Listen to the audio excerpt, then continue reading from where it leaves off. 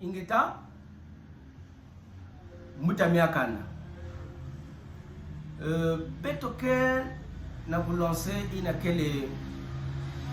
formation il y a 1 mois et 1 semaine. Il y a un rituel, tradit, spirituel. Betoke n'a lancé une formation il y a 1 mois et 1 semaine. Il y a un rituel, tradit, spirituel. Donc le tradit spirituel, ça veut dire kubaka insecte yai, kubaka herbe yai, kubaka plante yai, nge mélanger, singe introduire na kati ya bouteille ya parfum. Alors parfum ina yame kuma parfum ya attirance, parfum ina yame kuma parfum ya protection, parfum ina yame kuma ça dépend. Ba rituel ya retour d'affection, ba rituel ya protection, ya ntutu, ba rituel. Donc ba astuce. Donc formation bête que n'a lancé il y a 1 mois et 1 semaine. Le bas enseignement que nous avons chaque samedi et dimanche. Donc il y a besoin, il y a besoin là pour intégrer formation. Alors contactez Beto, Beto que Fili Sangé lien. Il y a adhérer formation n'a pas condition il n'y a que remplir samu na sala formation ingeta Betoke longo ka rituel et protection du corps, protection ya nitu, se protéger à travers les insectes, les plantes et les arbres et etc. Donc les ingrédients, donc le rituel tradit spirituel pour la protection du corps. Et tout que va la besoin, il y a nginu,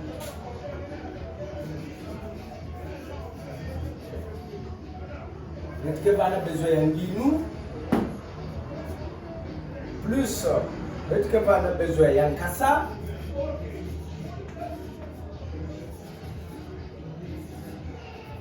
Que va avoir besoin de ça, plus que va avoir besoin de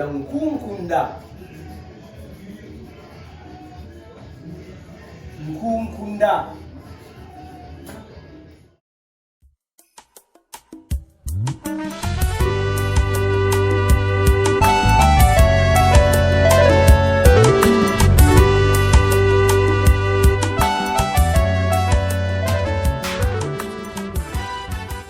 Ya Singabandoki.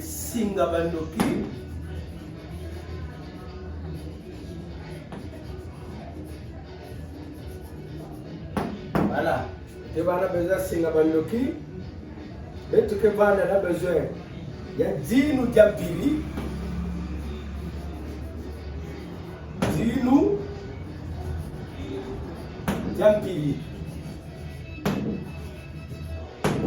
Voilà. Lui ça.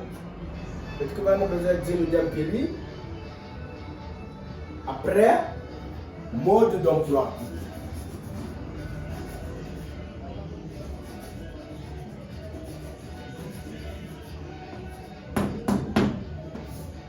Voilà. Mode d'emploi. Donc, Babi Magnon Soya, Nginu, Nkasa, Nkunkunda, Kutakuta, Sukizambunzu, Mundu, Trois aiguilles, Ntumbu, Lukeno Mwaki, Tissu Rouge, Nzende Zampanga, Mumpipiti, Diamba, Kilemenzawu, Luzimbu, Singabandoki, Dinu Diampili. Babi Magnon Soya, mode d'emploi, il y a que soit Babi Magnon Soya, il y a que ça la façon, il y a que soit tissu, il y a une maison le tissu rouge, alors il y a que tout la Babi Magnon Soya, alors il y a que Baka, Tsuki Zambunzu veut dire Wanda Baba Sukange, Neye. Mais na baina kena de basi, je sais pas faire que ça là, mais il y a des bacs aussi kaka bazongle, ngeme baka bazongle yai musapi à la fin musapi yai musapi yai na makulu aussi tout makulu zole musapi ya mama na à la fin na maboko aussi musapi ya mama na à la fin manzaki na ngeme tula awa ngeme baka singena basuki yai ngeme baka suki yai na suki yai ngeme tulawa ngeme baka babima yai ngeme tulawa ngeme baka kola ngeme tula awa ngeme baka nzuza nungu ngeme tulawa baka tondo ngeme tulawa luzibu ngeme tulawa après babima kaka na banzanza kuna bankefa ngeme tula inwa ngeme marché après ngeme crashawa foi ngeme zonza ba besoin ba vœu ya protection le numero gudwa bima nyosho ya kisamu na protéger njuto munu na ba mauvaise œil na ba mauvaise sort na ba mauvaise pensée na ba blocage na ba etc ngeme zonzo ngeme manisa ngeme baka ba bima yai ngeke kanga ya dikolo alors ngeke saliki ngelenda lwate yao yamekuma kabla ngelenda sale kabla na nzutu ungelenda tula yao na kacha ya valisette la sac ya ngelenda ngeme tula ya kabu. Voilà, il y a une protection, il y a niveau, il y a câble, il y a aussi la protection niveau, il y a une saka ya bas incision, il y a une protection, il y a câble. Donc voilà façon que l'outil là bas enseignement avec tout. Dès maintenant on a quand il y a groupe, bah il y a que va inscrit, qu'on avait que peut détail et signification. Nous que iki rôle ni nous na kati ya rituel ya iki. Nkasa c'est quoi? Rôle ya nkasa yake iki bas explication que vanda en français, mais bas ingrédients que vanda en Kikongo. Donc voilà façon que l'outil là bas enseignement avec.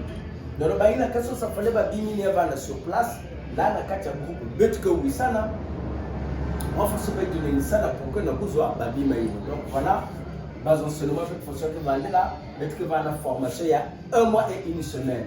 Donc intégrer plus que rapidement parce que le 1er novembre betu que na ku démarrer que ina kele bas enseignement ya matondo mingi ni kuma fumo to mazi to nzame to ni mwanda ko ngutulende lego ingeta ibobo